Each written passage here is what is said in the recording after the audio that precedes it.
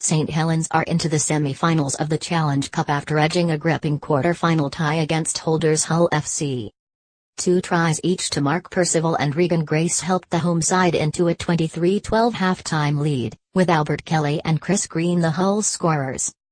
Despite having 3 men sin-binned during the course of the game, the Black and Whites were still trying to win it in the dying stages after further tries to Scott Taylor and Hakeem Malawi. But Saints stood firm to progress. Here's 5 talking points from a memorable match. St. Helens coach Justin Holbrook hasn't shied away from the fact that it's been a decade since the club reached a Challenge Cup final. Not since their 2008 win over Hull FC have Saints graced the National Stadium, which has felt like a long time between drinks for supporters used to making finals on a regular basis. Now they stand just 80 minutes away from a Wembley return, with Catalan's Dragons standing in front of them in the August semi-final doubleheader at Bolton's Macron Stadium. The most consistent side in Super League this season, they will want to make that count in the silverware stakes.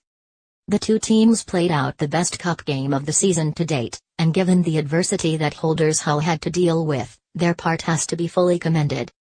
The 2016 and 2017 winners had to deal with 3 yellow cards and 3 more injuries, more on both of those shortly, but were still in the game as they threw caution to the wind in a desperate final minute. The Black and Whites might not be making it 3 Challenge Cup triumphs in a row, but nobody can question the spirit of Lee Rodford's side, which should serve them well for the remainder of the campaign. Hull were 12-10 ahead when 2 yellow cards in a matter of minutes turned the contest on its head on the half-hour mark. The first saw Danny Houghton sin-binned for a crusher tackle on Saints scrum half Danny Richardson, again sparkling social media debate over whether players are deliberately staying down in televised matches.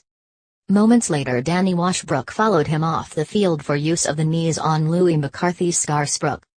Forced to play with 11 men for around 8 minutes, Lee Radford's men conceded 12 crucial points. Then on 55 minutes Mossy Matrongo was binned for a late hit on Johnny Lomax that again led to a vital penalty. On such a hot afternoon and in a tight contest, the lack of numbers undoubtedly played its part in the result.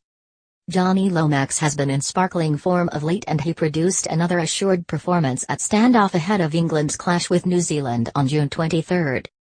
Lomax has been a firm favourite of Wayne Bennett's during his 2-year tenure, but primary at full-back, his primary position at senior level until this year.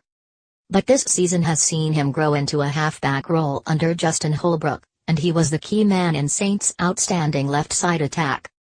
He looks certain to be in England's 17, exactly where will be fascinating to see.